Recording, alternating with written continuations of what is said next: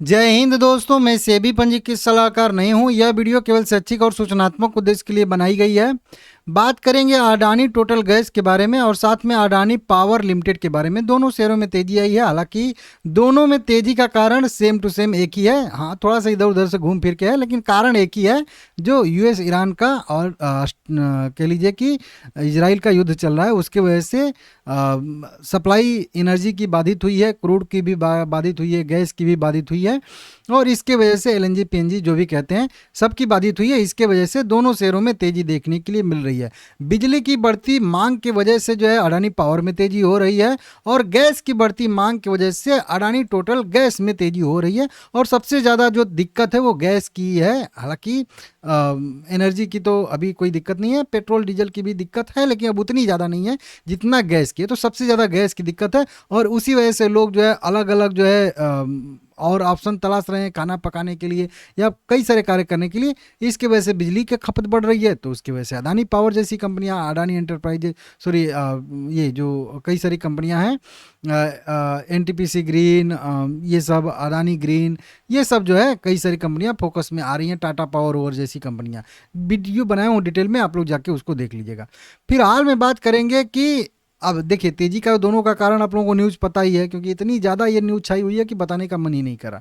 लेकिन ठीक है, अब बात आते हैं सबसे पहले यहाँ पे अडानी गैस पे। मैं आप लोगों को जब ये तेजी आई थी तो उसका कारण भी बताया था पहले ही, और उसके बाद बताया था कि इसका जो है यहाँ पे अभी जर्नी कहाँ तक है, मतलब पहला रेजिस्टेंस कहाँ पे बनेगा। वो मैं आप लोगों को 650 का रेजिस्टेंस बताया था। अब यहाँ से देखोगे आप लोग ऊपर तक, तो लगभग 35-40% तक की जो है तेजी 2-3 दिन के अंदर जो है ये दिखा चुका है। अगर लोएस्ट लेवल की बात करेंगे, लोएस्ट लेवल से अपर बैंड मतलब 40% तक की तेजी दिखा चुका है। हालांकि कुछ टैंकर मतलब ईरान से आए हैं, हरमुज से, स्टेट ऑफ हरमुज, जल डमरू मध्य जिसको कहते हैं, वहाँ से थोड़ा सा कूल अप हुआ है कि शायद सप्लाई बढ़े, लेकिन अभी इतना आसान नहीं है कुछ भी। यहाँ से मैं आप लोगों को क्लियर बोला था कि इंतजार करना नहीं है, यहीं पे आप लोगों को जो भी डिसीजन लेना होगा, क्योंकि बेस्ट एंट्री का पॉइंट तो 500 पे था, लेकिन वहाँ से ज़रूरी नहीं है कि गिरावट आएगी, क्योंकि इस तरीके की न्यूज़ में जब एकदम क्राइसिस हो रखा है तो गैस की कीमतें बढ़ती जाएंगी, तो गैस का शेयर रिट्रेस करेगा। ये सोचना भी थोड़ा सा लॉजिक के परे जाता है ना। इसीलिए मैं बोला था 650 रुपये तक ये टच कर सकता है, और जो कि टच कर लिया है। और वहाँ से आप लोगों ने देखा होगा मेरी वीडियो, तो एकदम क्लियर आप देख सकते हो, जो मैं 650 का पॉइंट बताया था बिल्कुल वही पॉइंट से रिजेक्शन आया है, इतना परफेक्ट लेवल, ठीक है ना। अब चलिए छोड़ दीजिए अपनी बड़ाई। अब यहाँ से जब तेजी आई है 2-3 दिन के अंदर 40% की, तो एक और सवाल उठ जाता है कि क्या यह एसएम की लिस्ट में जाएगा। अब बोलो कि एसएम क्या होता है, कई बार ये पहले कंपनी जा चुकी है एसएम की लिस्ट में, और दोनों साथ में कभी कभी तो गई हैं। यहाँ पे आप लोग देखे होंगे अक्टूबर 2025 में मैं आप लोगों को बताया था एसएम की लिस्ट से बाहर गया था। 27-28 सितंबर के आसपास दोनों शेयर एक साथ एसएम की लिस्ट में गए थे। बहुत सारे लोग ये भी आरोप लगाते हैं सेबी पे कि सेबी अदानी ग्रुप के शेयर को तो एसएम की लिस्ट में नहीं डालती है। गए थे, कई बार गए थे, ठीक है ना।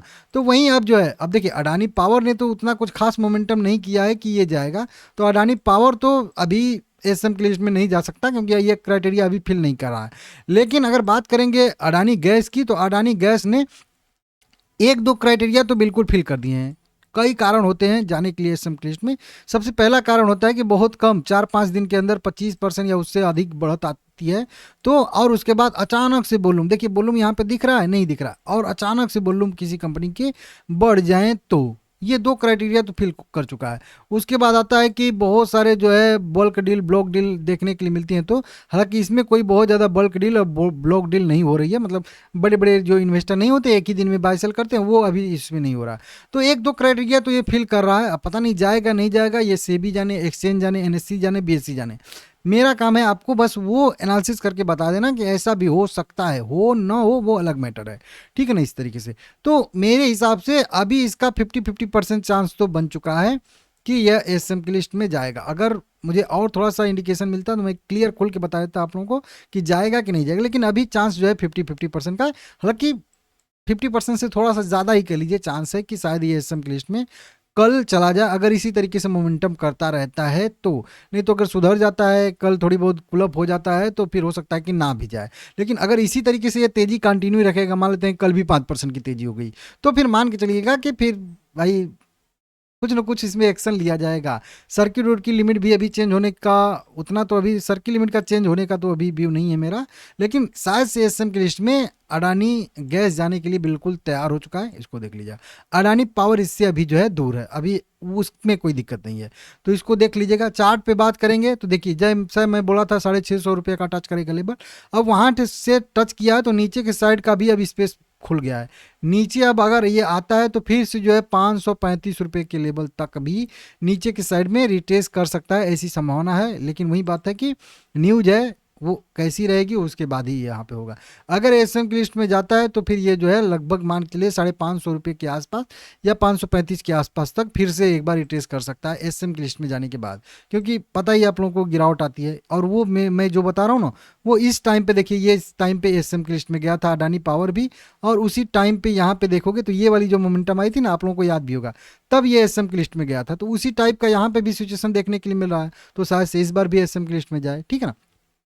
कुल मिला के मैं आप लोगों को कुछ डर वो नहीं कर रहा हूँ, लेकिन आप लोगों को सचेत कर रहा हूँ एक तरीके से, ठीक है ना, कि थोड़ा सा सावधान रहने में क्या दिक्कत है। जब पता है कि उधर से तूफान आ रहा है तो थोड़ा सा अपने से सेफ्टी ले लेना है उस तरीके से। मतलब बहुत ज़्यादा अगर आपके पास क्वांटिटी है तो उसको थोड़ा सा हल्का कर लेना है, मेरे कहने का मतलब ये है।